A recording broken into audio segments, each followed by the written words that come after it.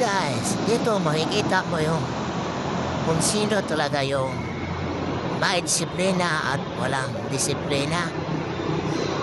Yan. Andun yung U-turn o paliko. Meron din mabutas dyan. O kita, ayan o. Para mas mabilis daw dyan eh. Pero yung iba na may disiplina dito na namili ko. Ibang walang disiplina, yun. Yan lang. Makikita niyo naman kung sino yung may disiplina o wala. Yan o.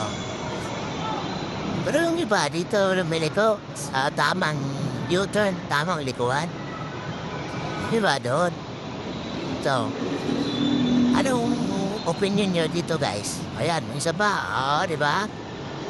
Yung iba dito talaga lumili ko. Nakamotor man o sasapyan.